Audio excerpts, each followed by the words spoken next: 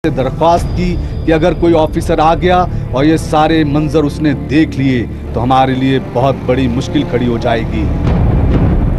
इक़्तिदार और दौलत के नशे में धुत वसीम नवाज को मुलाजमीन के ये अल्फाज अच्छे नहीं लगे।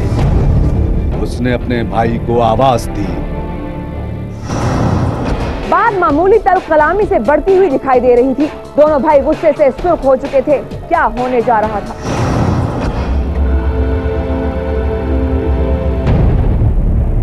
अगले ही लम्हे दोनों भाइयों ने अपने दीगर साथियों को फोन कर दिया। वसीम नवाज जिस लम्हे अपने कारिंदों को फोन कर रहा था, उसी लम्हे फॉरेस्ट गार्ड नवीद हुसैन ने थाना सदर सराय आलमगीर और SSDO को फोन कर दिया कि उनके सरकारी रेस्ट हाउस में चंद अफराद जबरदस्ती दाखिल हो चुके हैं, जिनके हमरा 2 लड़कियां भी हैं। शराब के नशे में धुत दोनों अफराद लड़कियों से फौश हरकत कर रहे हैं और जब हमने उन्हें यहाँ से जाने के लिए कहा तो उन्होंने न सिर्फ गलीज गालियां देना शुरू कर दी, बल्कि मुसलसल धमकियां दे रहे हैं कि उन्हें उठाकर डेरे पर ले चलो। अभी नवीद हुसैन फोन पर बात ही कर रहा था कि 14 मुसल्लह अफराद रेस्ट हाउस में दाखिल हो गए। मुसल्लह अफराद ने आते ही तीनों मुलाजमीन को तशद्दुद का निशाना बनाना शुरू कर दिया। मुलाजमीन हाथ जोड़कर मिन्नत समाजत करते रहे, मगर किसी भी हमलावर ने उनकी परवाह न की, बल्कि जूं जूं सरकारी एहलकार मिन्नत समाजत करते, तू हुकूमती नशे में धुत मुसल्लह अफराद उन्हें ज़दोकोब करते। ये सिलसिला कब तक जारी रहा? क्या कोई पहुंचा मुलाजमीन की मदद के लिए? ये सिलसिला आधे घंटे तक जारी रहा, मगर पुलिस ना पहुंच सकी। तमाम मुल्जिमान ने दिल खोलकर तीनों मुलाजमीन पर तशद्दुद किया। उन्हें साथ बने कमरे में बंद करके बड़े आराम के साथ चले गए। तमाम हमलावरों के जाने के तकरीबन आधे घंटे बाद पुलिस भी पहुंच गई। दरवाजा तोड़कर तीनों मुलाजमीन को बाहर निकाला गया। बाहर निकलकर तीनों मुलाजमीन अपने SDO को लेकर थाना सराय आलमगीर पहुंच गए। तो क्या मुकदमा दर्ज हो गया? इंसाफ मिल गया? इंसाफ की तलाश में अभी मुलाजमीन थाने बैठे ही थे कि किसी पुलिस एहलकार ने राजा वसीम नवाज को फोन कर दिया।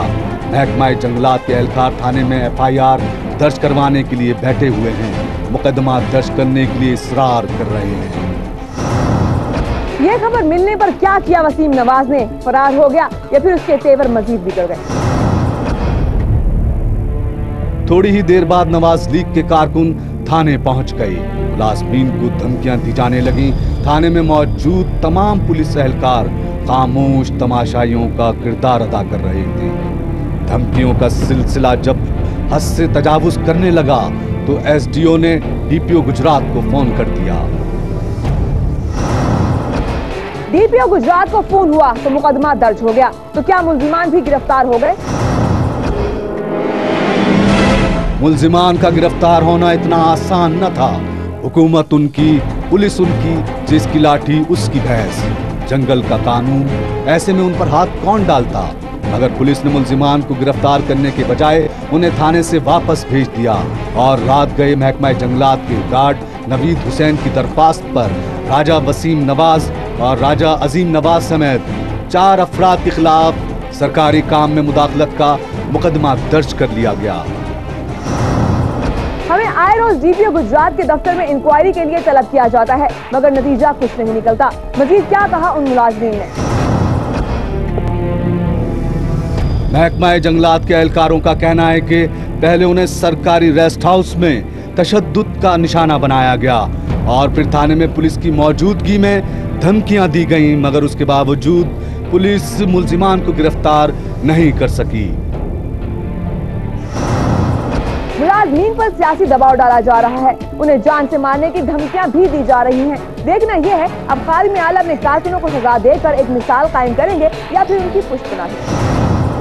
जिंदगी तो बेचैन थी ही, मगर अब कब्रिस्तान की खबरें हैं कि बढ़ती ही जा रही हैं। शुजाबाद के एक जमींदार ने भी कब्रिस्तान में हल चला दिए। ये कहानी है बस्ती मिट्ठू शर्की के एक पुराने कब्रिस्तान की। 8 किनाल का रकबा कब्रिस्तान